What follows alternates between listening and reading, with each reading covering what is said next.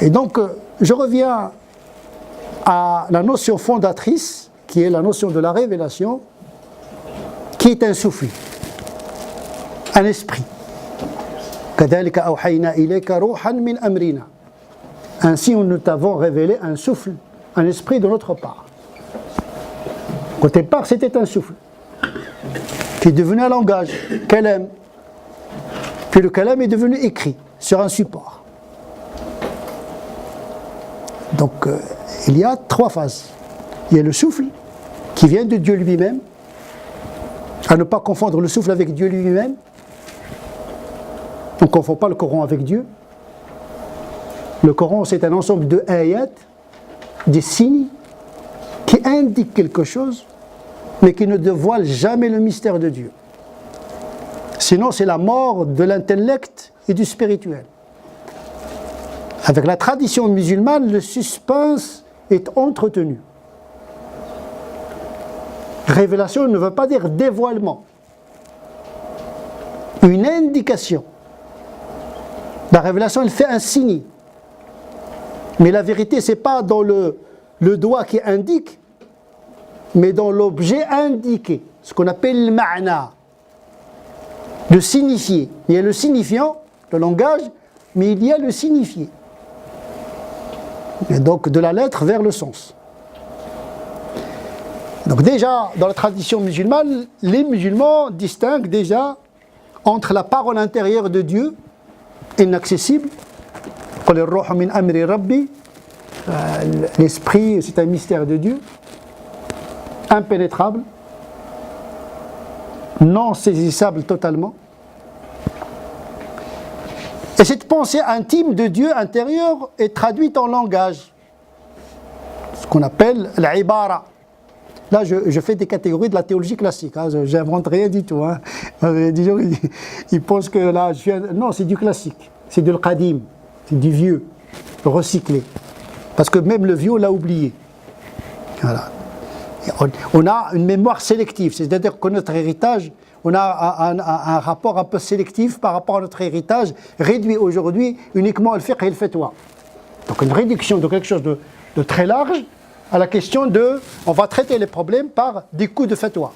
Aujourd'hui, c'est devenu un commerce, une tendance, des émissions, des conférences, sous forme de comprimés fatwatiques, et qui ne résout jamais le mal qui est mental avant qu'il soit biologique.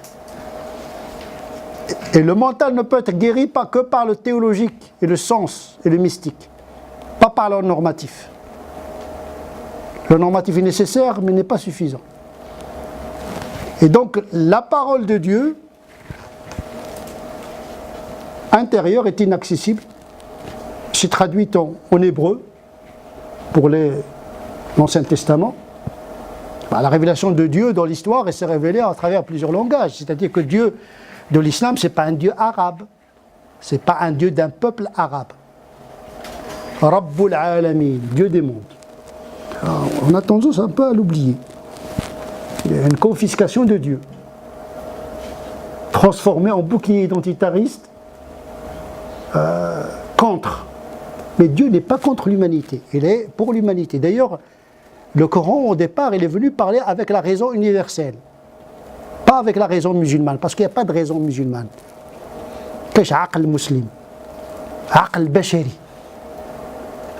Parce qu'à la Mecque, lorsque le Coran est venu, il parlait avec des non-musulmans. Est-ce qu'il faut être un musulman pour comprendre l'islam? Est-ce que l'islam, il va passer tout son temps à parler uniquement avec les musulmans? Ou bien avec les Arabes, avec les Maghrébins, dans les banlieues? Ou bien il doit parler à l'humanité ici et maintenant, comme il a parlé aux contemporains du moment coranique.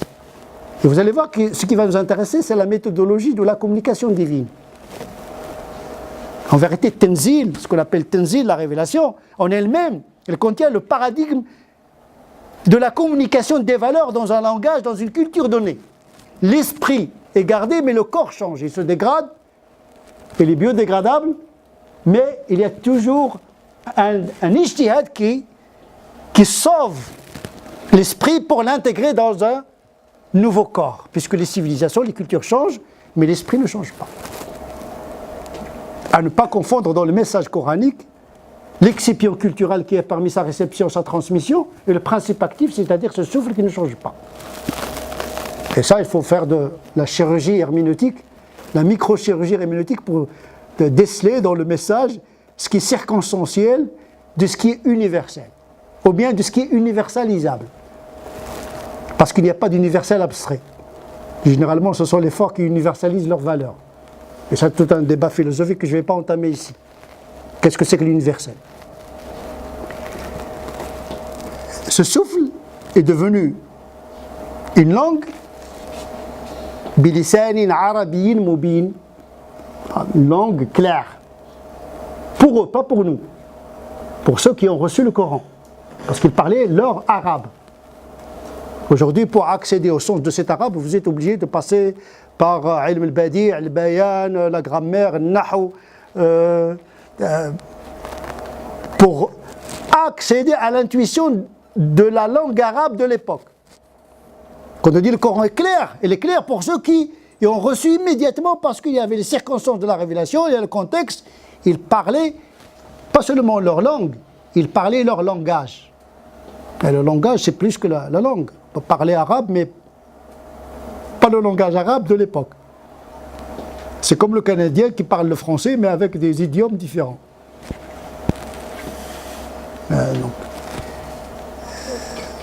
Ce langage est devenu un écrit. Et plus on descend de l'ontologique au phénoménologique scripturaire, plus il y a des pertes de sens. Parce qu'entre la parole et ce qui est écrit, il y a des pertes du sens. Parce qu'on le trouve par exemple dans les hadiths. Lorsque vous lisez un hadith, vous avez une photographie. Vous avez un écrit. Mais vous ne savez pas dans quelles circonstances, vous n'avez pas la scénographie du hadith. Vous n'avez pas le son. Vous n'avez pas l'image. Et donc, vous n'avez pas tout le sens. Vous ne savez pas comment le prophète a parlé. Est-ce qu'en souriant ou bien en étant sérieux? Il dit, quand le prophète demande de faire quelque chose, vous ne savez pas. Est-ce qu'il le demande à titre de permission, à titre d'obligation, ou bien un impératif, ou bien le geste qui accompagne la parole nous est inaccessible. Donc on est obligé de faire le montage scripturaire. Il faut une grande imagination pour pouvoir savoir le sens à travers l'écrit. Si aujourd'hui on restitue cette conférence dans un écrit, on ne va pas restituer tout le sens et les a priori. On n'a pas le asbab al-wurud, asbab al-nuzul, le climat. Même le climat, il a influence sur le discours. Je suis sûr et certain, s'il faisait beau, peut-être que mon approche ne sera pas la même. C'est pourquoi dans le Coran, il y a le Coran Saifi ou le Coran Chitoui, mais il y a des typologies du Coran en fonction des saisons.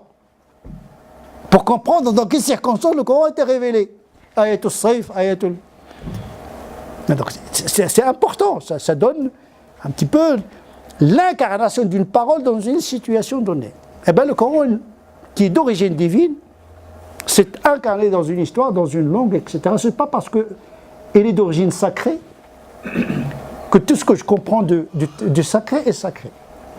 L'interprétation du sacré n'est pas sacré, l'interprétation du Coran n'est pas Coran, ce qui permet aux musulmans d'être à l'aise par rapport à ce texte, de respirer.